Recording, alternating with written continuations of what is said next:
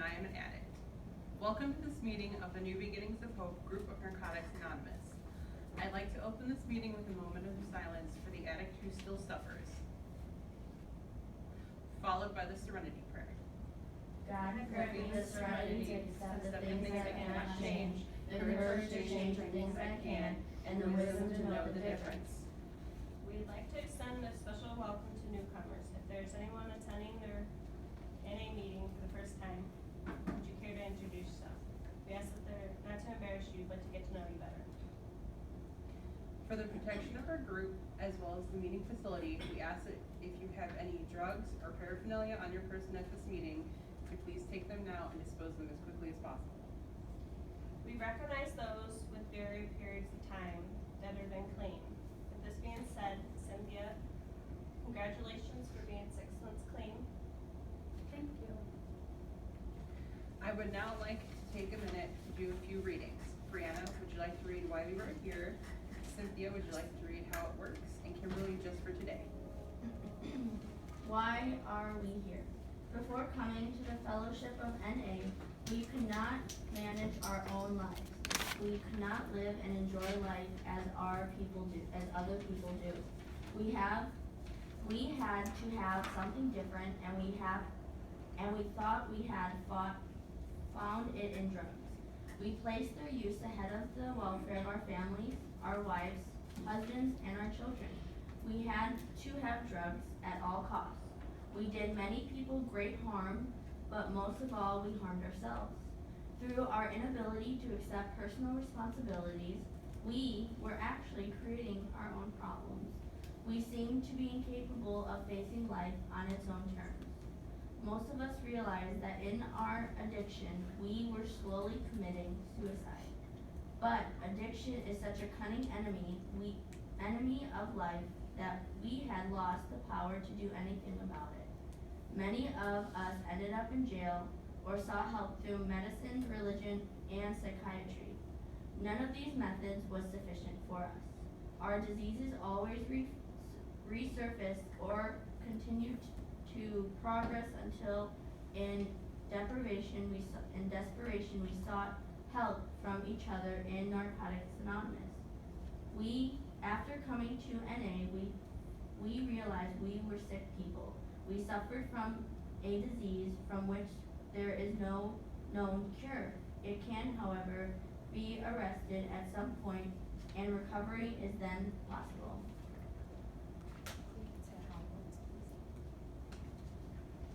How it works. If you want what we have to offer and are willing to make the effort to get it, then you are ready to take certain steps. These are the principles that made our recovery possible. 1. We admitted that we were powerless over our addiction, that our lives had become unmanageable. We came to believe that a power greater than ourselves could restore us to sanity. 3. We made a decision to turn our will and our lives over to the care of God as we understood Him. 4. We made a searching and fearless moral inventory of ourselves. 5. We admitted to God, to ourselves, and to another human being the exact nature of our wrongs.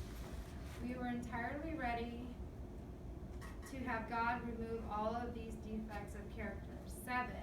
We humbly asked Him to remove our shortcomings. 8.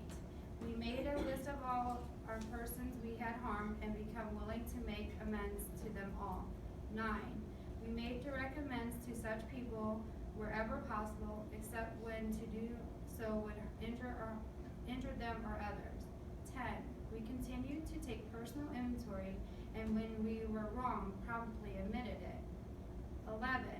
We sought through prayer and meditation to improve our conscious contact with God as we understood Him, praying only for knowledge of His will for us and the power to carry that out.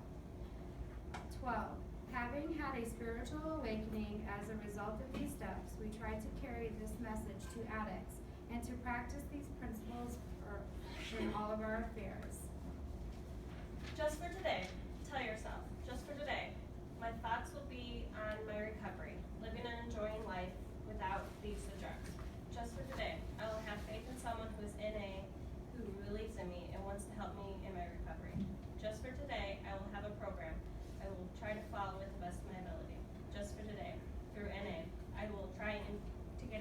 perspective on my life.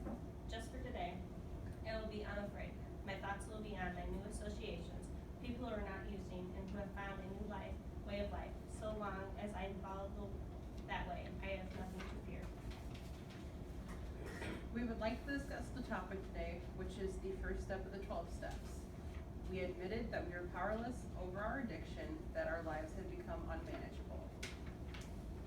Cindy, what are your thoughts about step 1?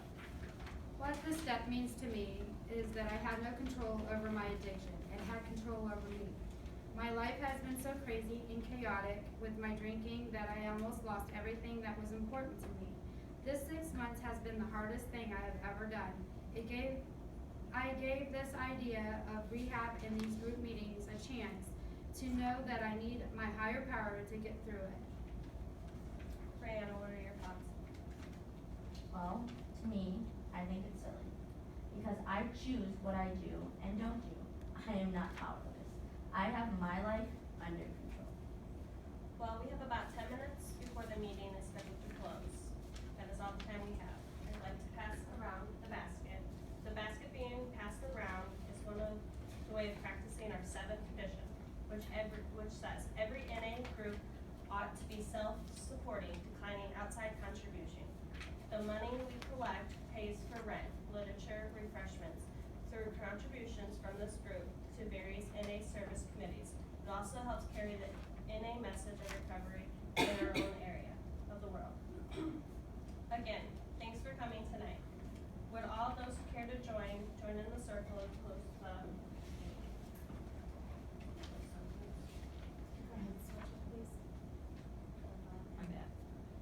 No, keep going. That one. Our Father, who art in heaven, hallowed be thy name. Thy kingdom come, thy will be done, on earth as it is in heaven. Give us this day our daily bread, and forgive us our trespasses, as we forgive those who trespass against us. And lead us not into temptation, but deliver us from evil. Amen. Thank you all for coming. So we're You're supposed to leave.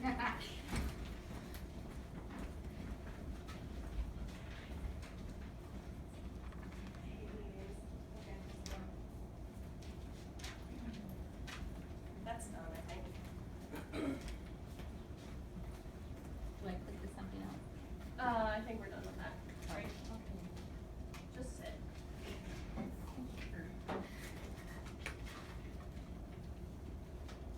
Hello, everyone. My name is Cindy, and I am an addict, and I will be your facilitator today. Hello, Cindy. Welcome to this meeting of the New Beginnings of Hope. I'd like to open this meeting with a serenity prayer with the thought of those who are still suffering from addictions. God grant me the serenity to accept the things that I cannot change, the courage to change the things that I can, and the wisdom to know the difference. We are returning from Tuesday's session. We will be discussing the homework assignment, which was a writing letter of forgiveness to someone that we have wronged. But first, Brianna is going to go over the rules. Before that, I'd like to acknowledge Katie for being sober for a year. Congratulations. Thank you. Brianna? Now, the rules. No crosstalk. Stay on topic. What is said in group stays in group. No judging. Respect your fellow group members' opinions, thoughts, and feelings. No cell phone usage during the group. Keep it on silent. If you are expecting a call, please quietly take it outside. If you cannot miss more than 2 sessions, or you risk losing your place in the program. If you are court ordered, you are responsible for participating, or the leader has to report it to your probation officer. Now, for the protection of our group, as well as the meeting facility, we ask that you have no drugs or paraphernalia on your person at the meeting. If you have any now, please leave, dispose of them, and return as quickly as possible. We also stress the importance of confidentiality. And what happens inside this session stays in this session. If you are found to be in violation of this rule, we will ask that you leave the group with no exceptions. Alright, today, this meeting, we are discussing the homework that was assigned to you, which correlates with this step. Kim, would you like to begin by reading your letter?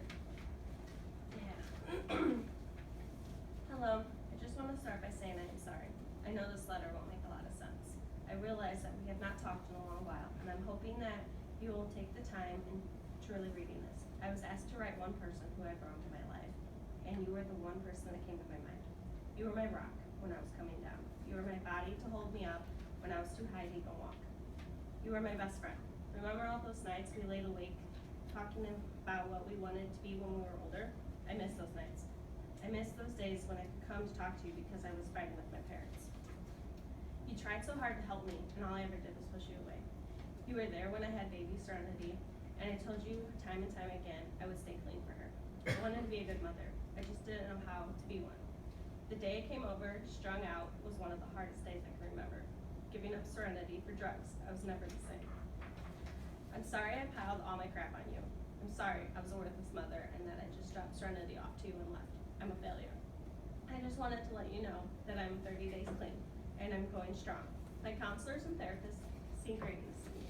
I'm going to meetings left and right. I'm in rehab. They let me stay when I relapsed again. My last relapse was my breaking point. My life flashed before my eyes. I seen you crying at my funeral. I saw my parents bawling their eyes out. I saw my daughter, knowing who I was, but not understanding what was going on. She didn't know if she should cry or what. She just wanted me to hold her, but I couldn't. I heard her ask you why mommy was in a box. I don't know if Serenity knows who I am, but I want to stay clean, to clean up my act, not just for Serenity, but for you. I love you. Always have. You are my best friend, my companion, the person who keeps me whole. I'm so sorry I threw that all away. I hope one day you will forgive me for everything. I just want to prove myself and everyone that I'm not a total failure. I'm going to start taking college courses this fall. I actually got my GED. Are you proud? Surprisingly, I have the highest test score for the GED. Can you believe it? Me? Going to end this note now. I hope you read it. I would like for you to come to one of my sessions with me. I just want you to see how well I'm doing. I know it's just the start, but I'm going to do this for me. One step at a time, no detour, straight going from here. I love you. Kiss Serenity for me. Kim, how do you feel about writing this letter? Well, it was hard at first writing. I wanted to say I was sorry, and then I missed her. I wanted to tell her that what I was accomplishing. I really wanted to write it all down. I don't know how much of it truly made sense, but I just wanted to get it all out. I actually started to cry when I wrote this. She doesn't know how much she meant to me and how much I love her. I just hope she reads it. Do you feel as though you could mail this to the person you feel you have wronged, and would they accept your apology? Yes, and I'm going to mail this letter. I'm going to write one to my daughter, Serenity, also, and send it to her. I want them both to know how much I miss and love them. I know my daughter won't understand because she's young. As for accepting my apology, no, I don't think she's going to accept my apology, at least not yet. I think I need to show her that I mean business. I hope that she will come to one of my sessions to see how I'm doing. I know none of this is going to be overnight success, but in the long run, yes, I believe she will forgive me one day. So Kim, how do you feel about writing this letter to your best friend? It was hard to find a flow, but I'm not really good at writing letters, especially not apology letters. It felt really good to get it off my chest. I'm glad I had to write this letter. I wouldn't have done it if I didn't have to. Now, Kim, you said that you feel like your best friend is the one you have wronged the most. What about your parents? Do you feel like you have wronged them at all? Honestly, about my parents, I don't have an answer. Do I feel like I wronged them? Yes. I stole from them. I belittled them. I'm a horrible daughter to them. My childhood wasn't easy. I blame them, and I'm trying to accept that I am the reason I am who I am. That they were just trying to do the best for me. But I wasn't having it. I lashed out. I started using to hide the pains. So yes, I believed I wronged them, but I'm not ready to write them. Would you accept their forgivenesses? I really don't know what forgiveness they have to give to me. I think they would have to accept my forgiveness instead. I mean, I don't know. Thank you for that, Kim.